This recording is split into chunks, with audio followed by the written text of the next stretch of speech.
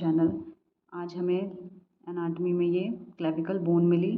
चलिए जान लेते हैं इसके बारे में कुछ इंपॉर्टेंट बातें। ठीक है, सबसे पहले इसमें दो एंड्स होती हैं, आपको ये जाननी है। देखिए, दिस इज स्टर्नल एंड। ये क्या है? ये क्वाड्रिलेटरल एंड होता है। ठीक है, इसको हम स्टर्नल एंड कहते हैं।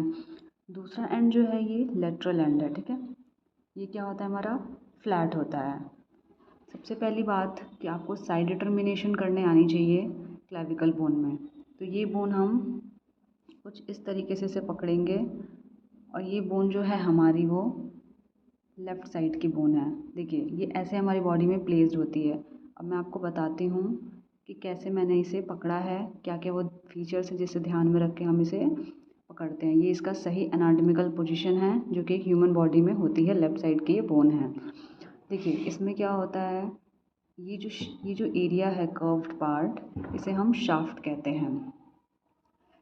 ये देखिए आप, यहाँ से लेके यहाँ तक का जो पार्ट है वो 2/3 पार्ट होता है जिसे हम लोग मीडियल पार्ट कहते हैं। एंड यहाँ से लेके यहाँ तक का पार्ट जो होता है इसे हम लेटरल पार्ट कहते हैं। ये पूरी बोन का 1/3 पार्ट होता है एंड ये पूरी बोन का 2/3 पार्ट होता है। ठीक है, अब स्टर्नल एंड के बारे में थोड़ा सा जान लेते हैं। ये स्टर्नल एंड जो होता है ये स्टर्नो क्लेविकुलर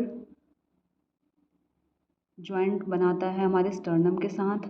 एंड ये जो लेटरल एंड होता है इसके पास फेसेट होता है। देखिए, ये फेसेट होता है for the एक्रोमियम process of scapula. ठीक है, ये वो यहाँ पे जा कर के अटैच होता है स्कैपुला से हमारे। ठीक है, अब हम जानते हैं इसके बारे में कुछ पेक्युलरिटीज़ जो कि क्लेविकल बोन के बारे में। ये पहली ऐसी बोन होती है जो ऑसिफाई करना शुरू करती है।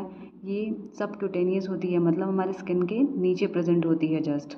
तीसरा, ये लॉन्ग बोन है, लेकिन फिर लॉन्ग बोन होने के बावजूद ये ऐसी बोन है लॉन्ग जो कि हॉरिजेंटली प्लेस्ड होती है। ठीक है, अब हम मसल अटैचमेंट के बारे में जान लेते हैं। अच्छा, उससे पहले ये जो आप उभार देख रहे हैं ना, दिस इज़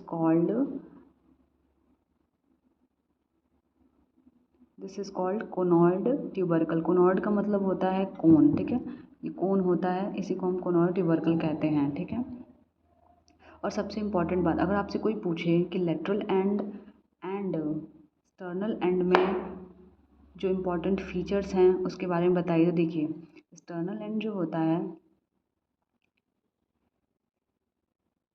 स्टर्नल एंड जो होता है वो क्वाड्रिलेटरल होता है एंड ये जो एंड होती है वो फ्लैट होती है। उसके बाद देखिए, मीडियल 2/3 एंड लेटरल 1/3 के बारे में कुछ इंपॉर्टेंट पॉइंट जानते हैं।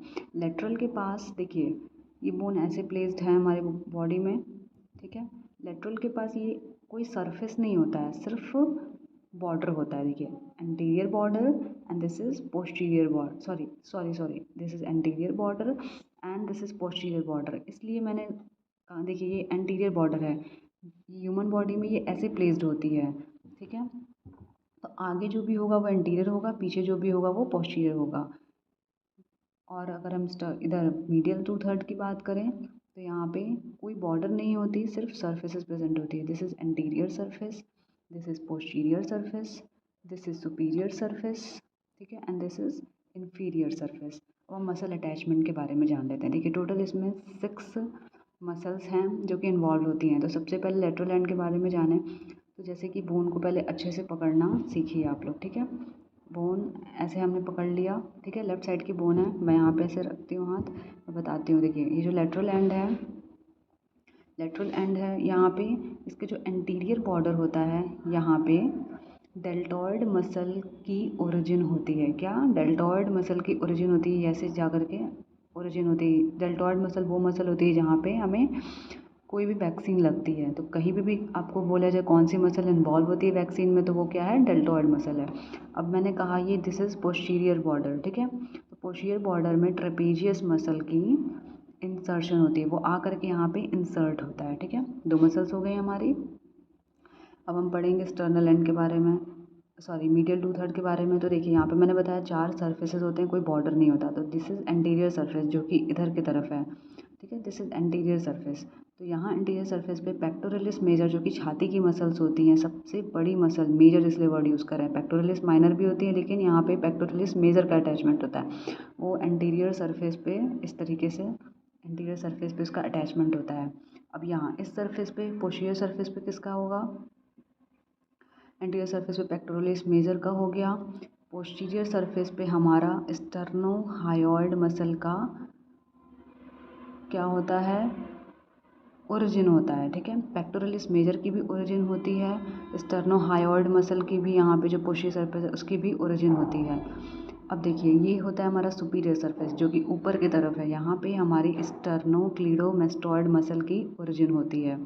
ठीक है, अब देखिए तीनों मसल्स की यहाँ पे ओरिजिन हुई हमारी, और नीचे जो मसल है हमारा एक सबक्लेवियस मसल होता है, उसकी यहाँ पे इंसर्शन होती है, वो यहाँ पे आके ऐसे इंसर्ट होता है। ठीक है, तो स्टर्नोक्लीडोमास्टोइड, स्टर्नोहायोइड, पेक्टोरलिस मेजर, इन तीनों मसल्स की हमारी क्या होती, ओरिजिन हुई थी, और सबक्लेवियस मसल की यहाँ पे इंसर्शन होती है। ठीक है, अब देखिए इसमें दो कर्वेचर्स है, अगर हम बोन को इस तरीके से पकड़ते हैं, इस तरीके से, तो ये जो होता है वीकेस्ट पार्ट होता है इस बोन का, ये वाला part, junction between both curvatures of shaft. एक ये कर्वेचर हो गया एंड ये दूसरा कर्वेचर हो गया। ठीक है, अगर हम बोन को एक इस तरह पकड़े ना, तो दिस इज़, देखिए दिस इज़ कौन, देखिए ये जो होता है सबसे वीकेस्ट पार्ट होता है, तो यहाँ से क्लिनिकल एनाटॉमी में ये पॉइंट भी आता है कि यहाँ से अगर हम इसे ब्रेक करेंगे तो जल्दी से ये बोन टूट जाएगी, तो इसे हम कहते हैं कॉमन फ्रैक्चर साइट।